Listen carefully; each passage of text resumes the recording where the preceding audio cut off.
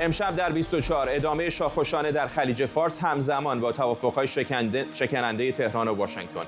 فرماندهی مرکزی آمریکا سنتکام میگه جنگنده‌های رادارگریز F-35 برای مقابله با تهدیدهای ایران به منطقه رسیدند. درخواست از دولت بایدن برای آغاز تخلیه نفت تانکر توقیف شده ایرانی در تگزاس. قانونگذاران آمریکایی در نامه‌ای خواستند موضوع سوئزراجان هرچه زودتر حل بشه. نگرانی واشنگتن از کاهش قدرت بازدارندگی ارتش اسرائیل. رئیس ستاد مشترک ارتش آمریکا به اسرائیل میره. از واشنگتن دی سی این 24 است با فرداد فرحزاد.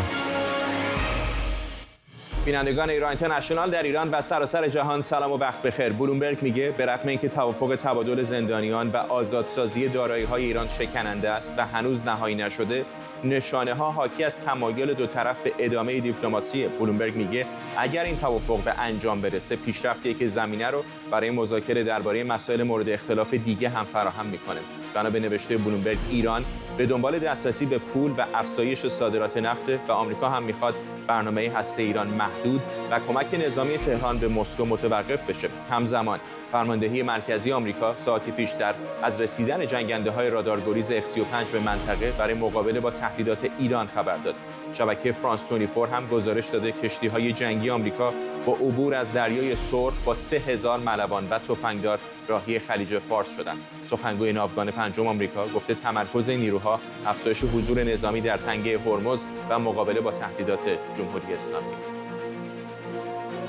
در ادامه برنامه در این مورد بیشتر صحبت خواهیم کرد، اما برگردیم اینجا به ایالات متحده. قانونگذاران آمریکایی از هر دو حزب دموکرات و محافظه‌کار از جو بایدن و اعضای دولتش خواستند تا تأخیر چند ماهه در انتقال محموله نفت از سوئزراجان، تانکر ایرانی توقیف شده در تگزاس رو حل کنه. آمریکا این نفتکش رو در جریان عملیات اجرای تحریم‌ها توقیف کرد. تهدید یک ماه پیش یکی از فرماندهان سپاه که گفته بود ایران از هر شرکت نفتی که این محموله رو تخلیه کنه انتقام میگیره، باعث نگرانی شرکت‌های کشتی ایرانی برای تخلیه بار این نفتکش شده. در نامه سناتورها اومده که اجرای تحریم‌های نفتی با وجود ترس شرکت‌ها و شهروندان آمریکایی از اقدامات تلافی جویانه ایران کار بیهوده‌ایه. در این نامه که رویترز بهش دست یافته، آمده که دولت آمریکا باید به صراحت اعلام کنه که ایران و سازمان‌های تروریستی نمیتونن مانع دولت این کشور در اجرای عملیات قانونی بشن.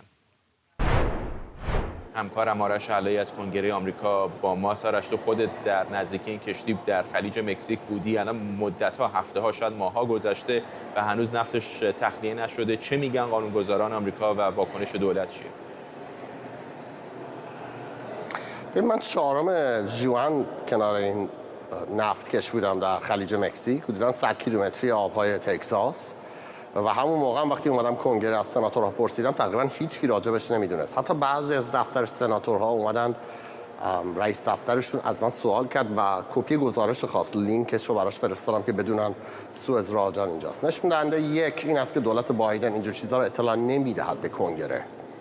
نکته دوم برمیگردد به بخش اول خبری که خوندید. توافقاتی که الان دارد بین دو کشور اجرایی میشود به نظر میاد. بلومبرگ میگوید تمایل هر دو طرف به دیپلماسی است، ولی شکننده هست این توافق. آیا دولت بایدن میاید ریسک کند نفت سوئزراجان رو خالی کند وسط همه این توافقات؟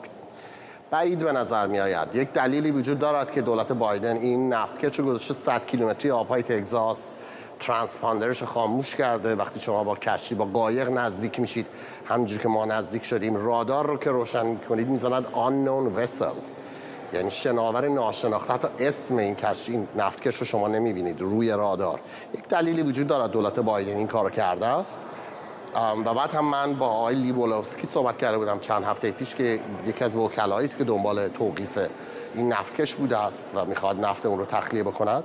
ایشون گفت بعید نیست دولت بایدن میتونه روشو برگردوند و سوئزراجان فردا را بیافتد به سمت تهران، برگردد به هر مقصد دیگه که میخواهد برود. دولت بایدن هیچ در واقع ملزم نیست به اینکه بخواد حتما این نفت رو تخلیه بکند. میشود بگید مشکلات وجود داشت، همونجوری که شما گفتید شرکت‌های خصوصی نیامدند، حالا الان مشکل وجود داشت برای تخلیه کردنش. بعد از این مدت هم خب ما به توافق رسیدیم، الان نمیخوایم توافق رو از دست بدیم. اینم حالا یه نفت 55 میلیون دلاری است، خیلی مبلغ گنده‌ای نیست. و بنابراین دولت بایدن میتونه رسما از روش گذر بکنه به همین سادگی.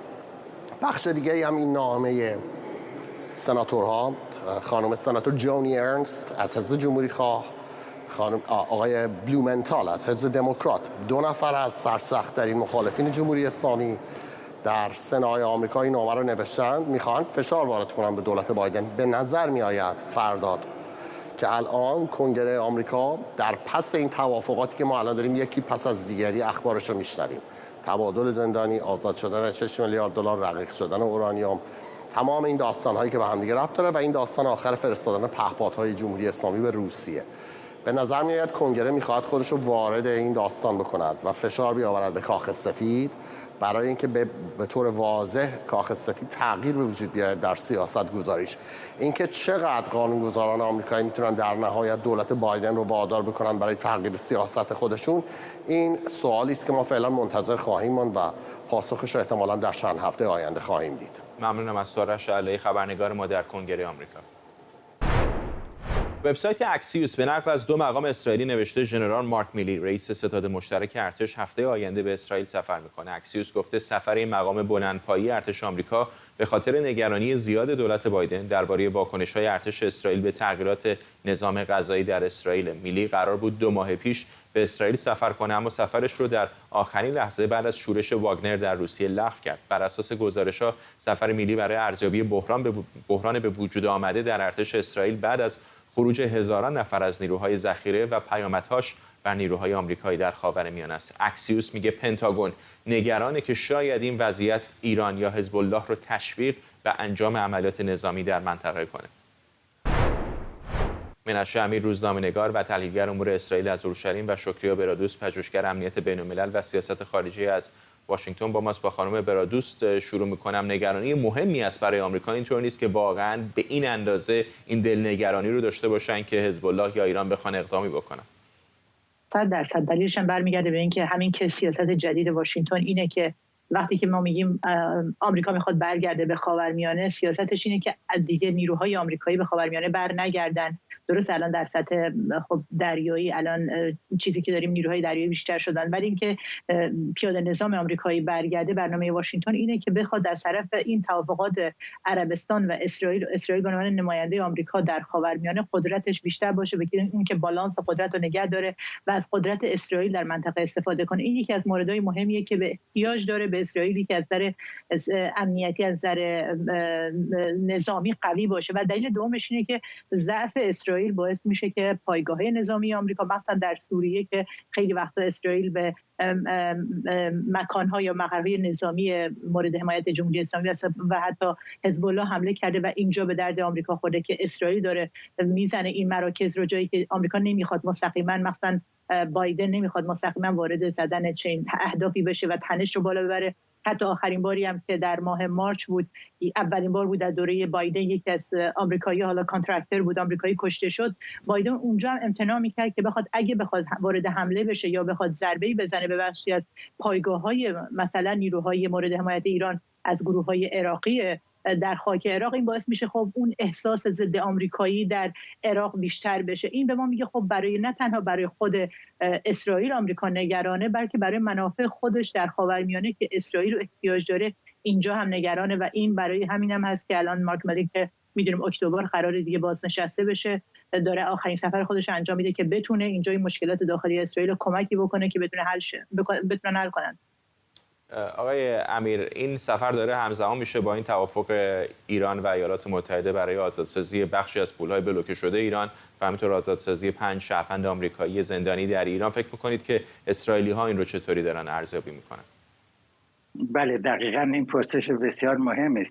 ظاهراً سفر آقای رئیس ستاد ارتش آمریکا برای خداحافظی با سران اسرائیل و این یک امر بسیار متداول و معمول هست که یک مقام بلندپایه آمریکایی به ویژه در امور نظامی که پایان دوران خدمتش فرا میرسه برای خداحافظی به اسرائیل هم میاد. ولی در شرایط بحرانی کنونی هم در داخل اسرائیل و هم در منطقه خاورمیانه این سفر اهمیت بسیار زیادی داره و یکی از ماموریت‌های مهم آقای مالی همین بررسی میزان آمادگی ارتش اسرائیل، میزان آسیبی که به این آمادگی وارد آمده و این بسیار مورد نگرانی ایالات متحده است.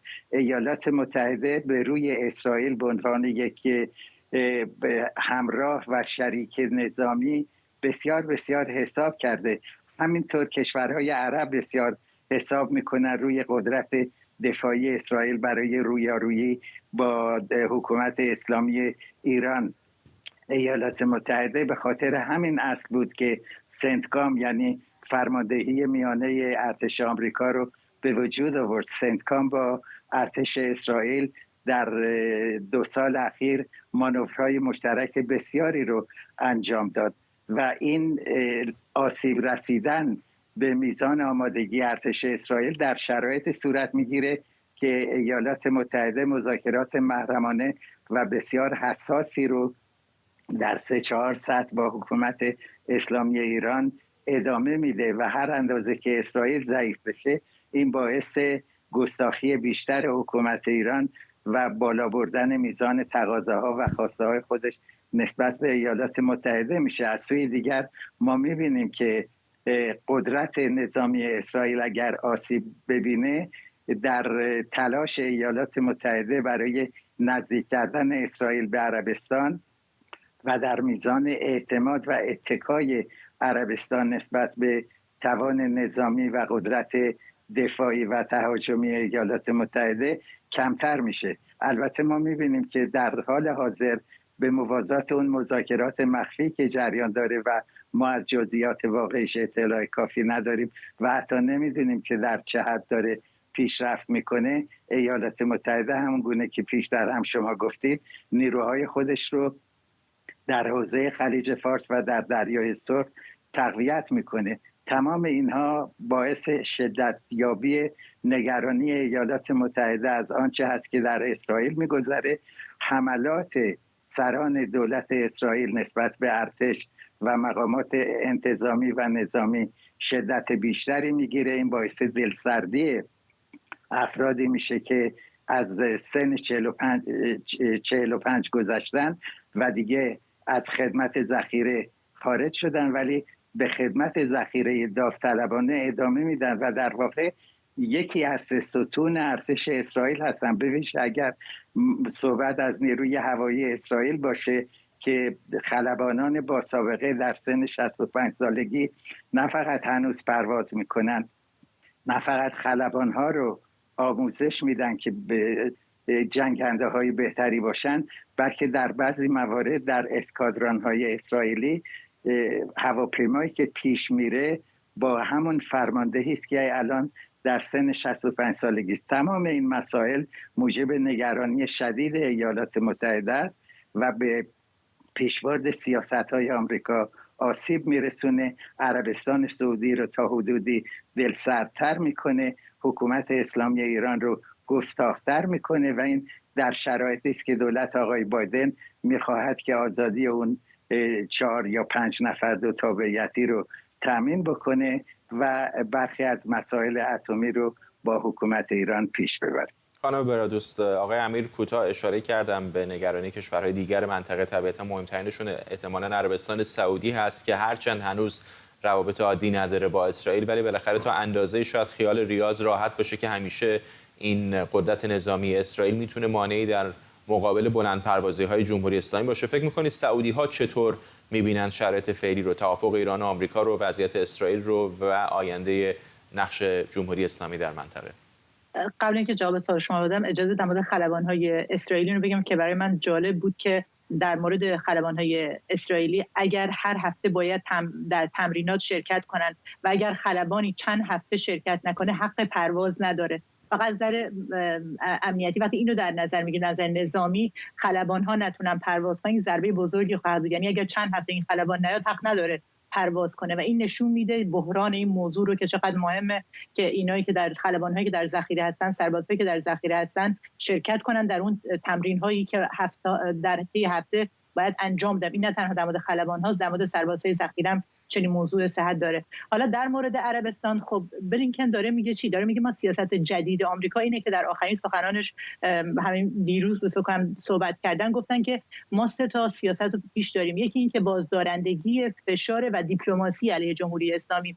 در هر دو تا مورد دیپلماسی رو خب مهمون هم در مورد صحبت کردن، در مورد اینکه توافقات صورت بگیره، زندانی که نه، گروگان‌ها رو باید آزاد کنن. این در مورد دیپلماسی و چجوری میتونن به یک مرحله برسن که ایران، اخباری که الان داریم نزدیک 1 هفته از این غنی‌سازی یورانیوم رو کاهش داده. این برمیگرده موضوع دیپلماسی. ولی چه چیزی باعث شده این دیپلماسی الان به این مرحله برسه؟ همون 2 موردی که داره میگه، فشار و بازدارندگی. در هم مورد فشار، در هم مورد بازدارندگی، اینجا ایالات متحده به همکاری اسرائیل احتیاج داره. فشاری که هر لحظه اگه جمهوری اسلامی به مرحله بالاتر از 60% غنی شدن اورانیوم برسه، اسرائیل گفته که حمله میکنه، و فشاری که جمهوری اسلامی از طرف اسرائیل میبینه و بازدارندگی ورود همین نیروها به حوزه خلیج فارس، بازدارندگی که همکاری‌های نظامی که صورت گرفته برای اینکه اسرائیل بتونه اگر هدفی رو در خاک ایران بخواد بزنه از کمک آمریکا استفاده کنه. اینها در مورد اون سیاستی هست که بلینکن در موردش صحبت میکنه. عربستان سعودی، برگردم به جواب سوال شما، عربستان سعودی خب وقتی که میبینیم عربستان سعودی امنیتش رو که قبلا وابسته به آمریکا بود، ولی به خاطر سیاستی که آمریکا در دفاع نکردن و یا به اون عکس‌العملی که باید نشون میداد وقتی که 2019 حمله شد به پایگاه به منابع نفتی آرامکو در عربستان و آمریکا اون کاری که باید انجام میداد، عکس‌العملی که باید نشون میداد نشون نداد، این باعث شده که عربستان دنبال یک همپیمان یا دنبال این که خودش از امنیت خودش رو گسترش بده، یک رقیبی برای همپیمانی خودش پیدا کنه، اون چین بوده و این و حتی روسیه بوده. مهمتر از همه این باعث میشه که آمریکا وقتی که اسرائیل رو داره و یکی از حامیان اصلی اسرائیل در منطقه آمریکاست، نتونه از اسرائیل دفاع کنه یا اون سیاست داخل اسرائیل رو ثابت کنه و اون کمکی که الان اسرائیل احتیاج داره در داخل به نیروهای آمریکایی از در دیپلماسی، این باعث میشه که اینجا روابطش با عربستان هم سردتر بشه. عربستان میدونه خب وقتی که نتونه از اسرائیل حمایت کنه و مشکلات اسرائیل حل کنه، به درد من هم نخواهد خورد در موضوع امنیتی،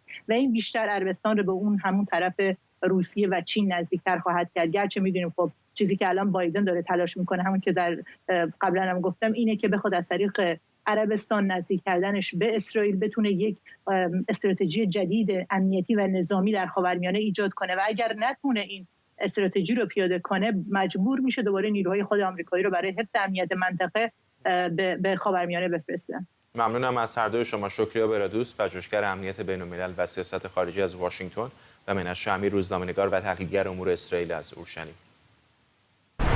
رهبر حزب سبز آلمان خواهان بسته شدن فوری مراکز اسلامی فرانکفورت و هامبورگ شده. امیر نوریپور دلیل این خواسته رو اقدامات این 2 مرکز در تهدید مخالفان جمهوری اسلامی در آلمان و ارتباطشون با رژیم ایران عنوان کرده. از سوی دیگه یورگ یوکسل، نماینده فرانکفورت در پارلمان ایالتی، گفته اگر ثابت بشه مرکز اسلامی فرانکفورت با حکومت ایران ارتباط داره، چنین سازمانی نباید فعالیت سیاسی و مذهبی در آلمان داشته باشه مگر اینکه رسما از جمهوری اسلامی اعلام براءت کنه.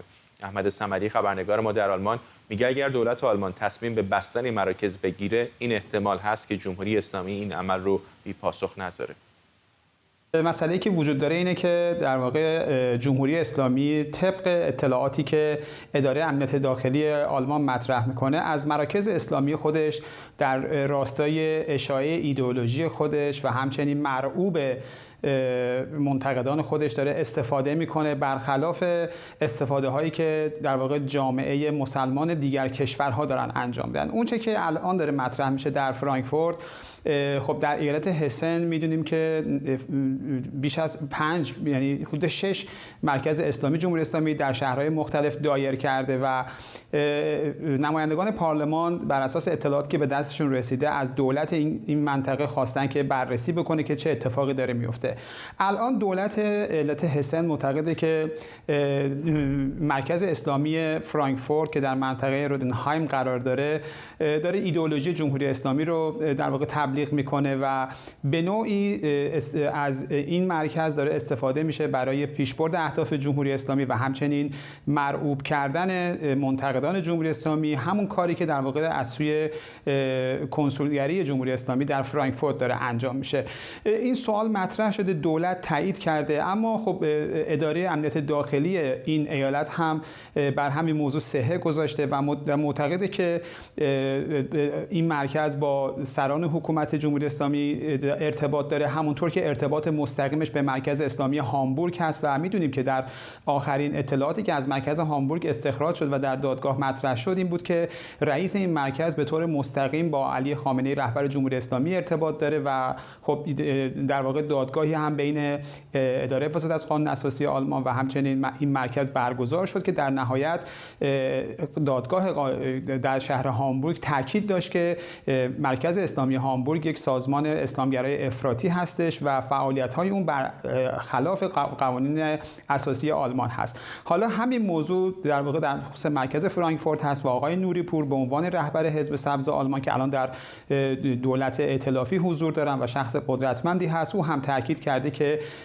فعالیت‌های این مراکز مغایر قانون اساسی هستند و خواستار این شده که هرچه سریعتر این دوتا مرکز تعطیل بشن. اما اینکه تعطیل بشن یا نه این بستگی داره که دولت آلمان یک تصمیم سیاسی باید بگیره. به هر حال بستن این مراکز میتونه عواقبی داشته باشه. جمهوری اسلامی به هر حال بی پاسخ نخواهد گذاشت. به هر حال بازوی اصلی جمهوری اسلامی هست و اونطور که دستگاه اطلاعاتی آلمان میگن از این مراکز داره استفاده میکنه برای جاسوسی علیه منتقدان خودش و خب میتونه که در نهایت عواقبی رو داشته باشه.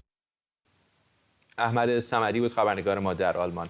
وزیر دفاع چین در کنفرانس امنیت بین‌المللی مسکو گفته پکن میخواد همکاری‌های نظامیش با ایران و بلاروس رو بیشتر کنه. صحبت‌های لی شانگفو بعد از اینه که به تازگی گزارش‌هایی درباره قصد ایران برای ساخت پهپاد در بلاروس منتشر شده. از نگاه بعضی تحلیلگران چین به شدت تلاش میکنه که در رقابت با آمریکا همکاری‌های نظامیش رو با کشورهای دیگه افزایش بده و به همین دلیل بر آسیا، اوراسیا و اقیانوس آرام متمرکز شده. حسین آریان کارشناس امور نظامی و راهبردی از نیوکاسل با ماست. آریان، چین خودش دست بالا داره در توانایی‌های نظامی به خصوص در منطقه اقیانوس آرام. چقدر فکر می‌کنید که اصلا به نفع پکن میتونه باشه همکاری‌های این چنینی با تهران به خصوص؟ خب با تهران و همینطور با بلاروس به نفع چین هست. همکاریش با جمهوری اسلامی که سابقه طولانی داره و زمینه‌های به حساب همکاریشون هم اون هم طولانی هست.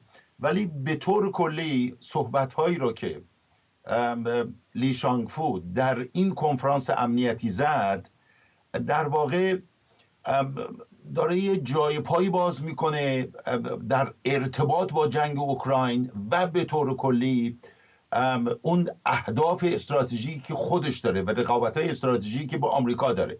ببینید هر دو کشور روسیه و چین به اون چی که اینا میگن سلطه‌گری غرب میخوان اینو به چالش بکشن. این یکی از اهدافشون. میخوان یک نظام یک قطبی به وجود، این قطبی رو که وجود داره اینو به دو قطبیش تبدیل بکنن یا حتی چند قطبی. این همین حرفو قابل تأملی که آقای یعنی سرتیپ نصیرزاده که جانشین رئیس کل ستاد نیروهای مسلح است و در همین کنفرانس شرکت کرده بود، در اونجا زیاده خواهی غرب رو به میان کشید. به گفته خودش به گفت اگه این زیاده خواهی نبود این جنگ رو اوکراین هم اتفاق نمیافتاد. در ضمن چین نگرانه که اگه روسیه واقعا جنگ اوکراین رو ببازه غرب به میزان قابل توجهی قوی تر میشه، موقعیت چین رو به چالش میکشه. شکست روسیه میتونه اثر بذاره به چین برای منظم کردن تایوان. اینو پیچیده تر خواهد کرد.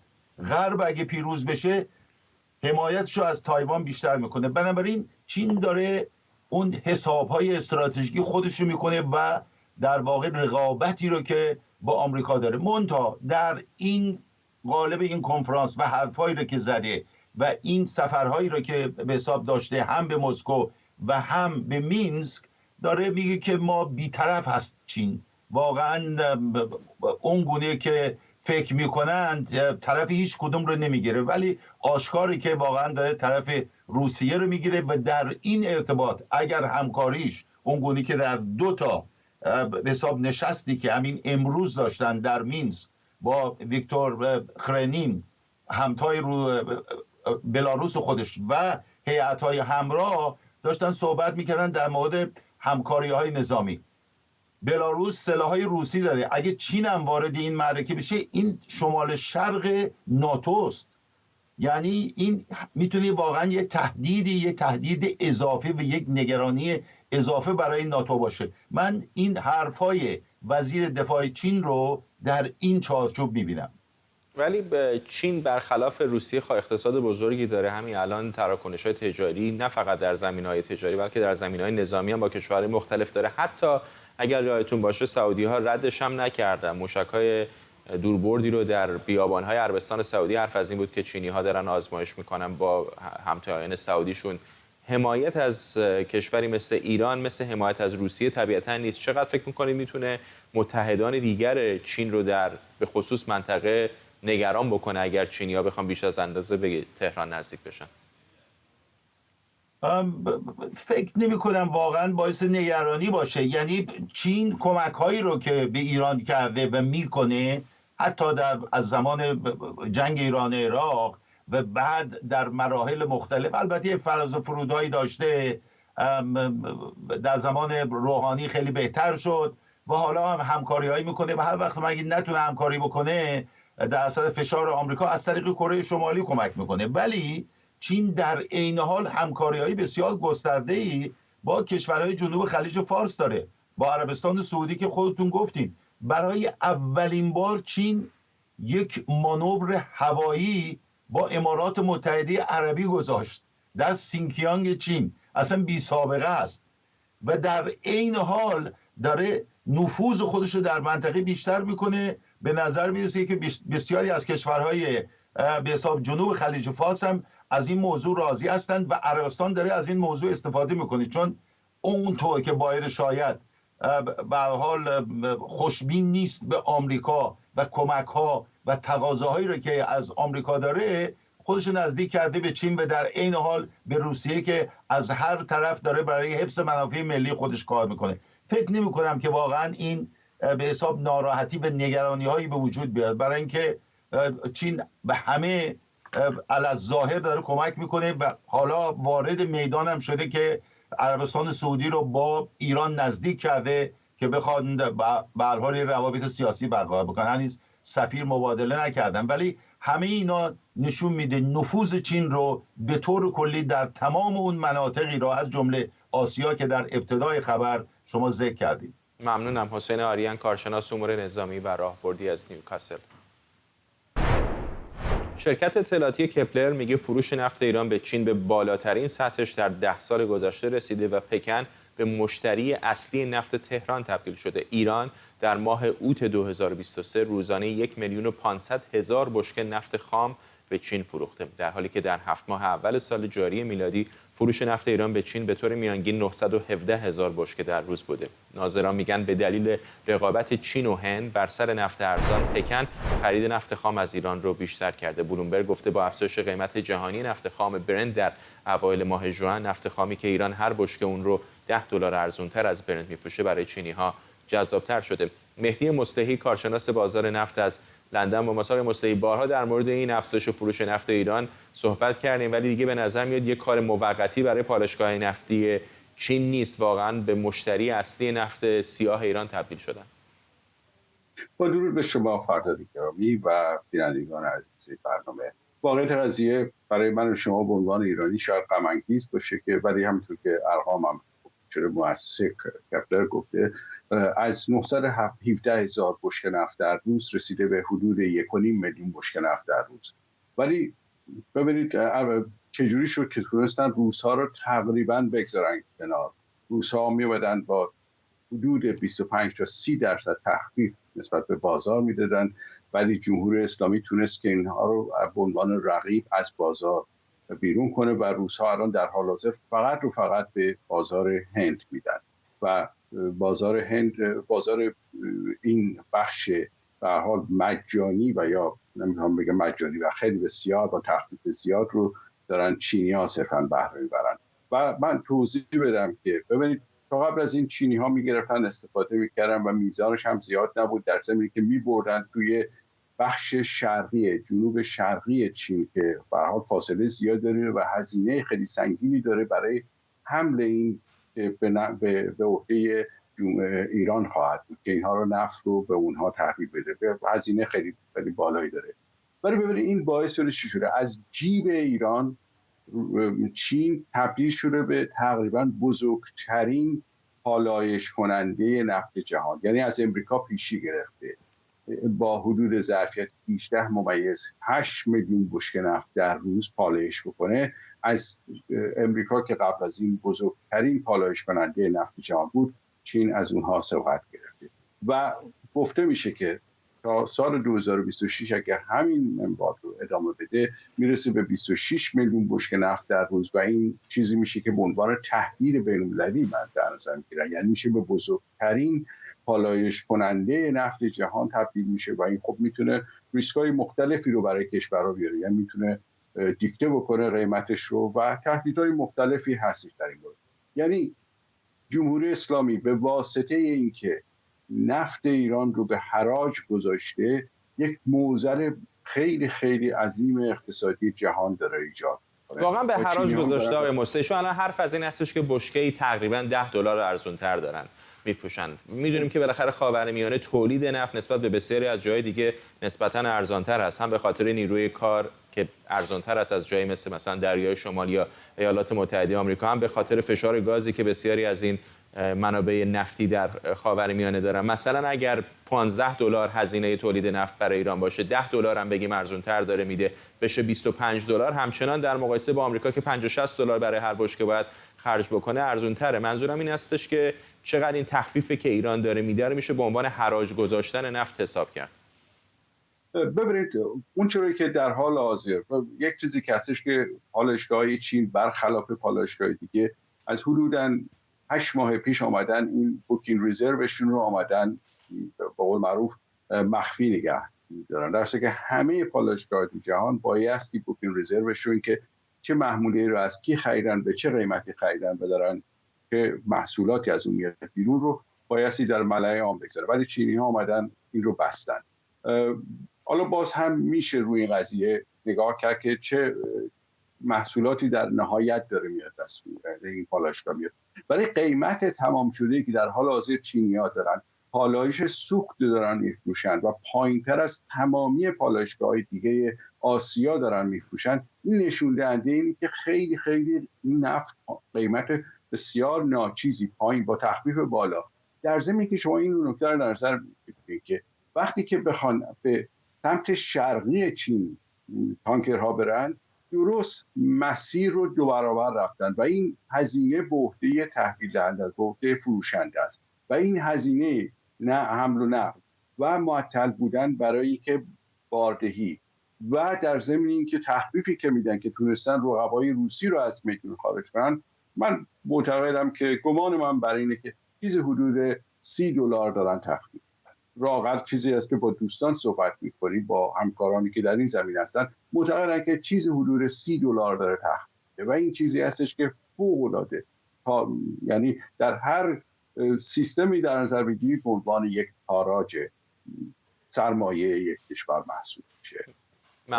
ولی من فقط یک نکته رو اضافه بکنم که ببینید چینی‌ها رو همین قضیه میتونستن بیان بگن که شما اینقدر به حال سپرده دارید توی بانک مرکزی ما میتونیم بیایم به ازای برای شما پالایشگاه درست کنیم، چون آخرین پالایشگاهی که تو منطقه شنگدون و شیجین درست کردن واقعا آخرین مدل تکنولوژی پالایشگاه هست. میتونستن اینو بیان برای ایران واقعا در ازای چنین کاری برای ایران درست بکنن، ولی حاضر نیستن. واقعا میگن نفت مفتتون رو، نفت بسیار ارزونتون رو به ما بدید، ما پالایش میکنیم زیر قیمت مابقی به بازار و این تهدیدی است برای به هر حال اقتصاد بین‌المللی.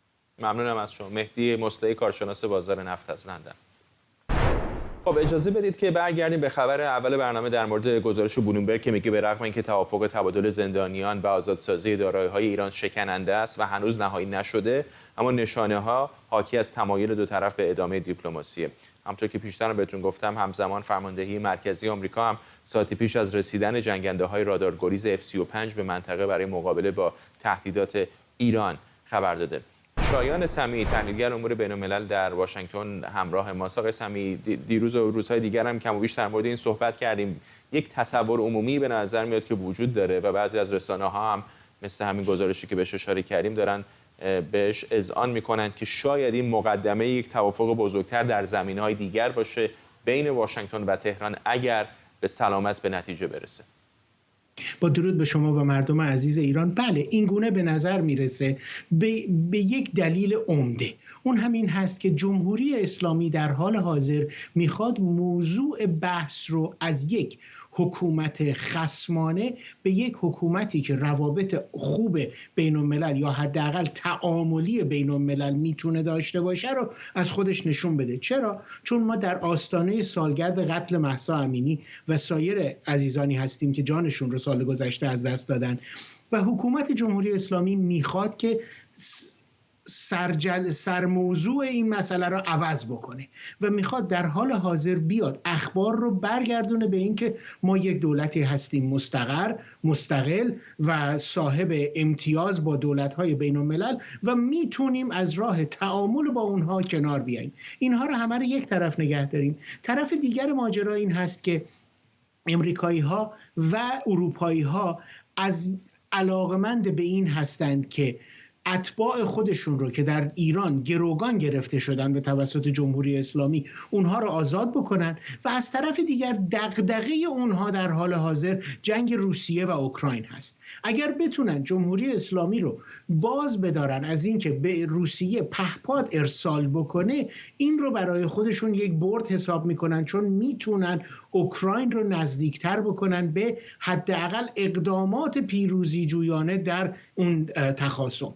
پس ما میبینیم که دولت امریکا و دولت‌های اروپایی علاقمندی به این دارن که بتونن اتباع خودشون رو برگردونن و میزان تسلیحات وارداتی به روسیه رو هم کم بکنن. پس راه تعامل با جمهوری اسلامی پیدا کردن اونچنان بعید نباید باشه. همین الان هم حرف از این هستش که در همین توافق اگر نصف نیمه فعلی هم بخوایم اسمش رو بذاریم، هم حرف از این بوده که واشنگتن به تهران گفته که دست کم فروش پهپادها به روسیه رو یا متوقف بکنن یا کاهش بدن.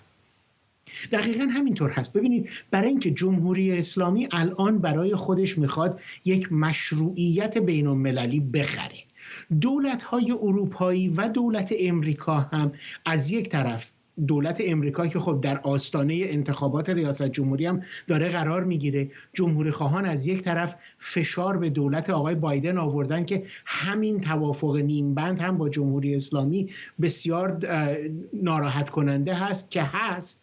ولی مسئله دیگر اینجاست که اروپایی ها هم الان اونچنان علاقمندی به یک تخاصم یا یک نظامی رفتار کردن با جمهوری اسلامی ندارن. دارن تلاش میکنن که هر چقدر بتونن مسئله تخاصم با جمهوری اسلامی رو به عقب‌تر بیاندازن. این وسط فقط باقی میمونه که آیا اسرائیل که خودش رو مورد حمله 100% جمهوری اسلامی فرض میکنه با همه اینها همکاری خواهد کرد یا اسرائیلی ها حداقل از دولت امریکا و اروپا تقاضاهایی خواهند داشت که این معامله با جمهوری اسلامی رو بغرنج خواهد کرد. ممنونم از شما. شایان سمیعی، تحلیلگر امور بین‌الملل در واشنگتن. گزارش‌ها و تصاویر ارسالی از ایران نشون میده که از چند روز پیش در شهرهای مختلف از جمله تهران، کرج، اهواز، شیراز و گرگان صف‌های طولانی در پمپ بنزین‌ها تشکیل شده. بر اساس گزارش‌ها بعضی پمپ بنزین‌ها در شهرهای مثل اصفهان و اهواز به دلیل نبود سوخت بسته شدن. بعضی از فعالان اقتصادی میگن حکومت با خسته کردن مردم در صف بنزین شاید میخواد اونها رو برای افزایش احتمالی قیمت بنزین آماده کنه. اینجا پمپ بنزین مرزداران ساعت 12:30 شب. فقط صف رو نگاه کنید،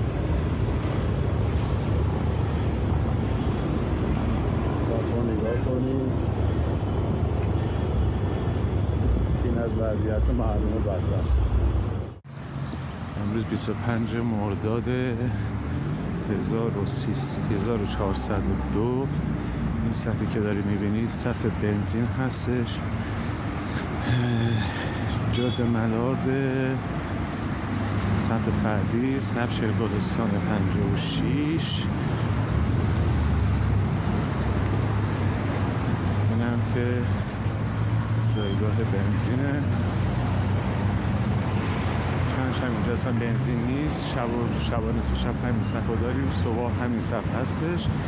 اینم از حکومت قدرت پوشالی منطقه. لیلی خامنه، روزنامه‌نگار اقتصادی از ازمیر با ماست. خانم خامنه، چه اتفاقی داره میفته؟ سلام و عرض ادب. چه اتفاقی که داره میفته باید ببینیم چه شده که تا الان به اینجا رسیده.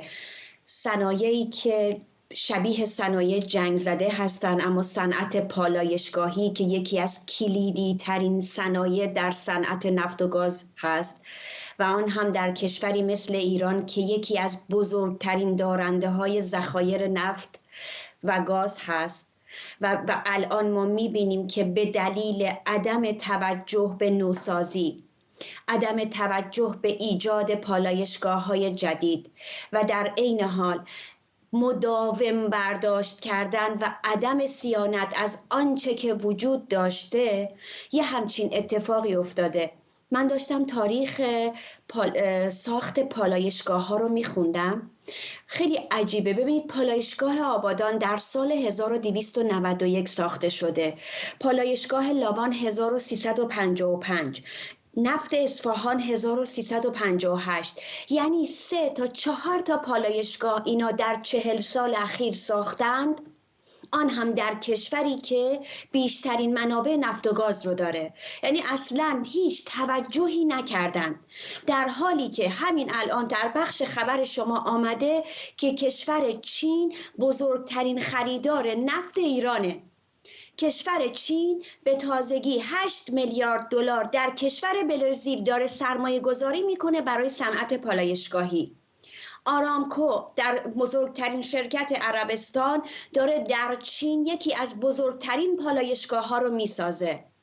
چین، ما اون موقع که میرفتیم و میادین نفتی رو میدیدیم، بارها عنوان میشد که چین با توجه به پالایشگاه‌های خودش رو داره با توجه به نفت ایران که یک نوع نفت سنگینی هست، بر اساس اون داره پالایشگاه‌های خودش رو میسازه، در حالی که همین شریک نیامده در ایران اصلا سرمایه گذاری بکنه و این خودش باعث میشه که ایران وقتی میخواد واردات داشته باشه برای بنزین، بره و به سراغ چین رو اولین مقصد خودش بدونه و بتونه از اون خریدش رو انجام بده. یعنی اینجا در اصل همون وابستگی که هست و تمام اینها که الان ما میبینیم در زندگی مردم داره نمود پیدا میکنه، ناشی از همان حکمرانی بد اقتصادی است که اینها به جای اینکه به فکر این باشند رشد اقتصادی داشته باشند، سرمایه جذب بکنند در این صنعت مهم، فقط فرسوده کردن و مستهلک شدن آنچه که ساخته شده و اون تعداد کمی هم که الان هستند و به دلیل مداوم کار کردن با کاهش تولید مواجه شدن، به صورتی که من داشتم آماری رو که نگاه می کردم، همین پالایشگاه آبادان با 68,000 بشکه تولیدش کاهش پیدا کرده، بندر عباس 48,000 بشکه. این یعنی این که دارن مداوم از اینا برداشت میکنن، در صورتی که پالایشگاه، در صورتی که میدان نفتی، تمام اینها نیازمند صیانت هستن، نیازمند بهسازی، نوسازی هستن و این از کجا باید بیاد؟ باید پول باشه، باید سرمایه باشه. الان وقتی که شما میایید و این شرکت ها و کمپانی های بین المللی رو رزومه هاشون رو میخونید که در زمینه تولید پالایشگاه دارن فعالیت میکنن، میبینید یک در مورد خصوصیات پالایشگاه هایی که دارن با تکنولوژی روز میسازن یک مواردی رو مینویسن که اصلا توی ایران یعنی یک فانتزیه، یک رویای فانتزیه و ایران داره همچنان اون بنزینی رو تولید میکنه که ما میبینیم هم خود اون بنزین خودروهای بیکیفیت رو خرابتر و خرابتر میکنه و همین که جان مردم، زن و بچه مردم رو در خیابان بعد از این که در حال مصرف هست با هوای آلوده این بلا رو داره سر مردم میاره و جانشون رو به خطر میندازه. حرف از این هستش که این شاید مقدمه‌ای برای افزایش قیمت بنزین در ایران هم باشه. چقدر این رو درست می‌بینید؟ ببینید، من به نظر من این تعبیر رو میکنم که به مرگ میگیرن که به تب راضی بکنن. الان خیلی از کاربرا، خیلی از روزنامه نگارانی که به نوعی ما میتونیم بگیم که خب دارن در ایران در روزنامه هایی کار میکنن که نسبتاً دولتی هست، خب ما میشناسیمشون، همه دارن این جو رو به وجود میارن. ما خسته شدیم 20 دقیقه 45 دقیقه در صف ایستادن. بابا این قیمت رو آزاد بکنید، راحتمون بکنید. یعنی ببینید داره اون زمینه رو ایجاد میکنه. حالا اینکه چه موقع بشه، چه مقتضیاتی رو اینها در نظر بگیرن از نظر منافع خودشون و اینکه ببینن کدوم موقع میتونن اون ضربه رو بزنن، این یه مقدار ممکنه زمان ببره. اما قاعدتاً مردم خسته شدن برای اینکه بخوان بنزین بگیرن و اینکه الان این محدودیت رو هم گذاشتن. ببینید این رو نمیتونیم فراموش کنیم، به دلیل نبودن شغل در ایران، به دلیل عدم رشد اقتصادی، خیلی از مردم دارن با کار کردن در تاکسی های اینترنتی، با مسافر بردن از این طرف شهر به اون طرف شهر، نون به سر سفرشون میارن.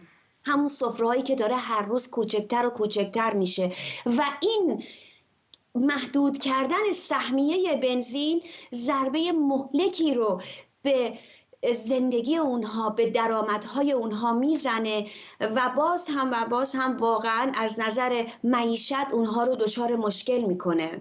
ممنونم از شما لیلی خامنه، روزنامه‌نگار اقتصادی از ازمیر. به گزارش مؤسسه منابع جهان، 1/4 جمعیت زمین در شرایط کم‌آبی شدید و کمبود منابع آبی زندگی می‌کنند و پیش‌بینی میشه با شدیدتر شدن تغییرات اقلیمی این بحران وخیم‌تر بشه. بنا به گزارش مؤسسه 25 کشور از جمله بحرین، قبرس، کویت، لبنان و عمان سالانه دچار کم‌آبی شدید هستند. در این گزارش از ایران و عراق به عنوان بدترین کشورها به لحاظ کمبود منابع آبی در خاورمیانه نام برده شده که در اونها سطح آب زیرزمینی به شدت کم شده و رودخانه‌ها و دریاچه‌های اصلی خشک شدند. منصور سهرابی، کارشناس محیط زیست، میگه سوء مدیریت به تشدید بحران آب در ایران منجر شده. برداشت آب در ایران بسیار زیاد هست. از آب‌های تجدیدپذیر حد اکثر میبایست 40% استفاده میشد. تازه اون هم یک حالت بحران ایجاد میکنه، یعنی 20 تا 40% هم خودش تنش‌زا هست. ولی اگر ما 40% رو هم مبنا قرار بدیم، ایران بیش از 90% حتی گاهن 100% از آب‌های تجدیدپذیر استفاده میکنه در برخی از حوزه‌ها. یعنی شرایط مشابهی وجود نداره و این سبب شده که وضعیت رو به صورت بحرانی ببینیم. از طرف دیگر فشار بر آبخوان‌ها بیشتر شده، یعنی هر سال هم که خشکسالی ما داریم چاه‌های بیشتری حفر می‌گردد، عمق چاه‌ها بیشتر می‌شود و از آبخوان‌ها آب برداشت می‌شود. کسری تجمعی که ما در رابطه با آبخوان‌ها داریم، الان صحبت از بالای 200 میلیارد متر مکعب هم هست که بسیار بسیار خطرناک است. دشت‌های ایران با فرونشست مواجه هستند. این ناشی از همون حکمرانی بد، مدیریت بد و مدیریت تخریبی سرزمین توسط مسئولین هست و اینکه توسعه‌ای که ما در ایران داشته ایم متاسفانه نامتوازن با شرایط اقلیم بوده. از طرف دیگر هم تغییرات آب و هوایی رو شاهد هستیم. درجه حرارت افزایش پیدا کرده. وقتی درجه حرارت افزایش پیدا میکنه، خب به تبع اون اثرش بر منابع آبی هم وجود داره. در نظر بگیرید در همین تابستون برآورد شده حدود 20 میلیون کولر آبی کار کردن و آب مصرف کردن. در واقع انگار 20 میلیون شهروند دیگر برداشت منابع آب رو در ایران داشتن. این وضعیت سبب شده که ایران جایگاهش ارتقا پیدا بکنه نسبت به این قضیه و در حقیقت وضعیت وخیم‌تری رو داشته باشه. منصور سهرابی بود، کارشناس محیط زیست. دیروز سالگرد سقوط کابل به دست نیروهای طالبان بود. زمینه‌های این سقوط اما از مدت‌ها قبل فراهم شده بود. یکی از اقدامات طالبان حذف و ترور شخصیت‌های اثرگذار در افغانستان بود. همکارم حامد حیدری بخشی از پرونده ترورهای زنجیره‌ای 2 دهه گذشته رو بررسی کرده. بخشی از خونین‌ترین پرونده های 2 دهه گذشته افغانستان، ارشدترین چهره های سیاسی، نظامی، قومی و مذهبی که از تاثیرگذارترین چهره های افغانستان بودند ترور شدند. مسئولیت اکثریت آنها را طالبان به دوش گرفتند. حذف چهره های سیاسی: برهان الدین ربانی، رهبر حزب جمعیت اسلامی و رئیس جمهور سابق افغانستان، در سال 2011 میلادی در حمله انتحاری در خانه‌اش در کابل کشته شد. سید مصطفی کاظمی، چهره جهادی، وزیر اسبق تجارت و عضو پیشین پارلمان، در سال 2007 میلادی در حمله خونین انتحاری در بغلان کشته شد. احمد خان سمنگانی، عضو پیشین پارلمان و افراد نزدیک به مارشال عبدالرشید دوستم بود. در سال 2014 میلادی در روز مراسم عروسی دخترش به واسطه مهاجم انتحاری کشته شد. عبدالمطلب بیگ، فرمانده پیشین جمعیت اسلامی و عضو سابق مجلس نمایندگان، در سال 2011 در یک حمله انتحاری در تخار کشته شد. احمد ولی کرزی، رئیس پیشین شورای ولایتی قندهار و چهره پرنفوذ در جنوب افغانستان بود. او را پادشاه قندهار خطاب می کردند. در سال 2011 توسط یکی از محافظانش ترور شد. محمد جواد زهاک، رئیس اسبق شورای ولایتی بامیان، سیاستمدار و چهره با نفوذ در این ولایت به شمار می رفت. در سال 2017 بعد از چند روز اسارت در ولایت پروان کشته شد. در این مدت فرماندهان ارشد نظامی که صد راه جدی در برابر گسترش نفوذ طالبان به شمار می رفتند نیز آماج حملات هدفمند قرار گرفته و کشته شدند. حذف فرماندهان نظامی: جنرال عبدالرازق قچکزی، فرمانده پیشین امنیه ولایت قندهار و یکی از مخالفین سرسخت طالبان بود. از بهر نقش برجسته‌اش در تأمین امنیت قندهار لقب کمربند آهنین جنوب به او داده شده بود. در سال 2018 توسط یک مهاجم نفوذی طالبان در قندهار کشته شد. طالبان مسئولیت آن را به عهده گرفتند. مطیع الله خان، فرمانده پیشین پلیس ارزگان و از پایه‌های قدرت در جنوب نیز به شمار می رفت. افزون بر سمت دولتی یک گروه مسلح 3000 نفری نیز داشت. به امپراتور ارزگان شهرت داشت و در سال 2015 در حمله انتحاری در کابل کشته شد. جنرال داوود، فرمانده پیشین زون 303 پامیر در شمال افغانستان بود. از فرماندهان نزدیک به احمد شاه مسعود و چهره شناخته شده ضد طالبان به شمار می رفت. او در سال 2011 در انفجار بمب کار گذاشته در تخار کشته شد. مولانا عبدالرحمن سید خیلی، فرمانده پیشین پلیس ولایت قندوز، از فرماندهان مقتدر و مشهور حزب جمعیت اسلامی بود. در سال 2011 در یک حمله انتحاری در این ولایت کشته شد. در این کارزار خونین زنجیره‌ای روحانیون مذهبی و چهره‌های تاثیرگذار اجتماعی افغانستان نیز ترور شدند. حذف روحانیون مذهبی و جوانان فعال: محمد ایاز نیازی، خطیب سابق مسجد جامع وزیر اکبرخان بود. دکترای فقه اسلامی داشت و در سال 2020 میلادی در انفجار بمب جاسازی شده در داخل مسجد کشته شد. مولوی عزیزالله مفلح، از روحانیون مشهور و خطیب سابق مسجد جامع شیرشاه سوری، در موضع‌گیری‌هایش در حمایت از نیروهای امنیتی سابق شهرت داشت. در سال 2020 در انفجار ماین جاسازی شده در داخل مسجد کشته شد. دواخان مینپال، رئیس سابق مرکز اطلاعات و رسانه‌های حکومت پیشین بود. مسئولیت هماهنگی رسانه‌ها را بر عهده داشت و در سال 2021 میلادی در ناحیه هفتم شهر کابل ترور شد. حذف این چهره‌ها مشت نمونه خروار است و خیلی‌ها باور دارند که این ترورهای زنجیره‌ای و هدفمند و کارزار خونین حذف فیزیکی این چهره‌های تاثیرگذار ضد طالبانی این گروه را به نحوی در مسیر رسیدن دوباره قدرت به افغانستان کمک کرده است. حامد حیدری، لندن. امشب در بخش دوم برنامه به سالگرد سقوط کابل به دست نیروهای طالبان مفصل‌تر می‌پردازیم. ممنون که در بخش اول برنامه 24 ما رو همراهی کردید. اجازه بدید قبل از پایان برنامه تصاویری زنده ببینیم از جلسه شورای امنیت سازمان ملل در مورد وضعیت در منطقه تحت کنترل آذربایجان، منطقه قره باغ. شورای امنیت امروز در پاسخ به درخواست دولت ارمنستان جلسه ویژه تشکیل داده. دولت ارمنستان مدعی هستش که نزدیک به 120,000 نفر با خطر گرسنگی و فاجعه انسانی تمام عیار روبرو هستند، به این دلیل که آذربایجان بخشی از جاده‌ای که سرزمین اصلی ارمنستان رو به این منطقه وصل می‌کنه بسته. مهر مارگاریان سفیر ارمنستان در سازمان ملل کمی لحظات پیش داشت صحبت می‌کرد، در نامه‌ای به سفیر ایالات متحده که ریاست دوره‌ای شورای امنیت رو هم بر عهده داره خواستار برگزاری این جلسه شده بود روز دوشنبه که الان شروع شده. در حال حاضر دارید می‌بینید سفیر جمهوری آذربایجان در این جلسه داره صحبت میکنه. آقای مارگاریان در نامش به سفیر بریتانیا گفته بود که محاصره کامل کریدور لاچین توسط جمهوری آذربایجان از 15 ژوئیه، تنها جاده‌ای که قره باغ رو به ارمنستان متصل میکنه، باعث کمبود شدید غذا، دارو و سوخت شده.